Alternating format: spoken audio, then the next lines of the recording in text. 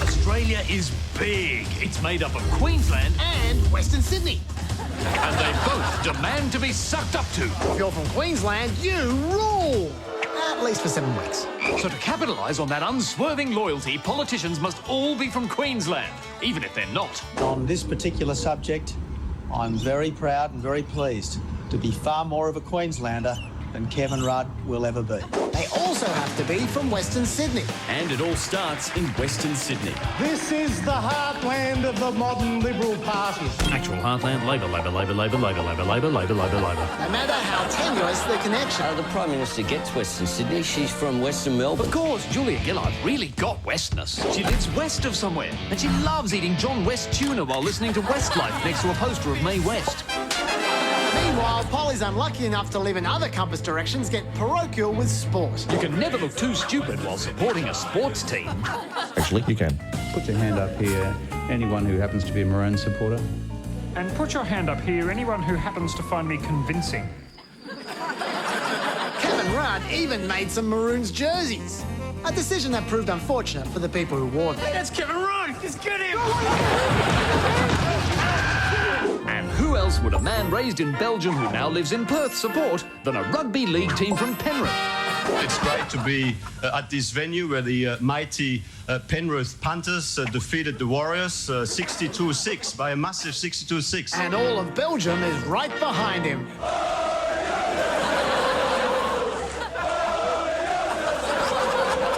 More dedicated politicians drop the sport and go directly to brown nosing. Okay, Abbott's going to Mackay. What's good about it? Birthplace of Delbene Delaney. Okay.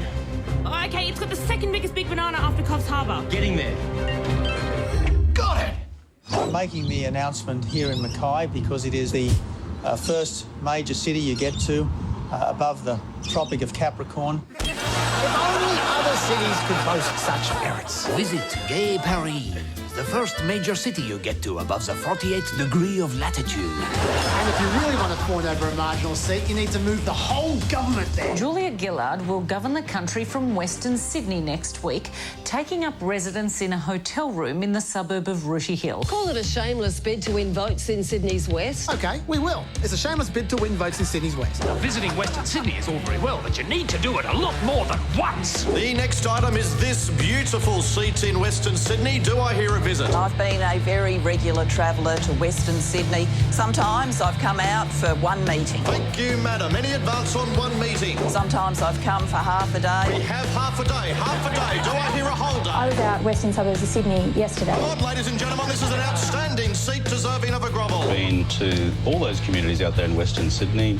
20 plus times. Now the bidding's underway at 20 visits to Western Sydney. Do I hear 21? Tony was out there 40 times. 40 visits. Thank you. An incredible level of condescension. Tony Abbott's been to Western Sydney for 47 days. I think this is my 49th or 50th trip out to Western Sydney. 50 desperate visits. Last bids at 50 visits. He basically lives in Western Sydney. Tony Abbott has moved to Western Sydney. Sold.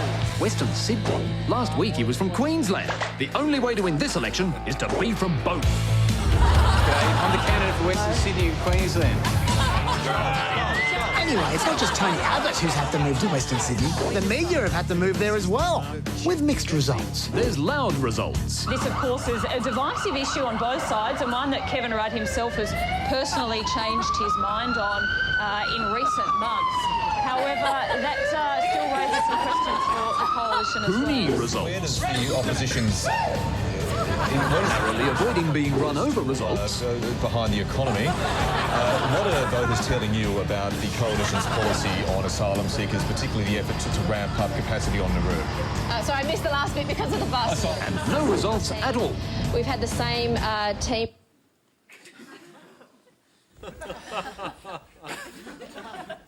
I'm sorry, we seem to have lost Michael Rowland there. But why fixate on Queensland and Penrith train station when you can cover all bases with mindless Aussie jingoism?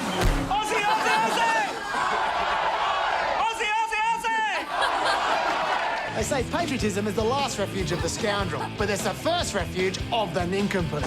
I'm standing as an Australian. I'm standing as a citizen of this country. That's what I'm standing for. Clive will definitely win, as long as no other Australians run in this election. Oh, Being Australian is good. You don't even need to fund your campaign with money. It's a massive operation. How are you funding it? Is that out of your own pocket as well? It's out of love. Love of the Australian people. Unfortunately, Love didn't pay for Clive's flyers, so he printed them in China instead. Visit the Great Wall of China. The first Great Wall you'll get to east of the 117th degree of longitude. But amongst all this jingoism and jerseys and moving Parliament to various suburbs, there is one thing we can all agree on. This is probably the best country in the world. Probably the best. It's the first country you get to after the 43rd degree of latitude.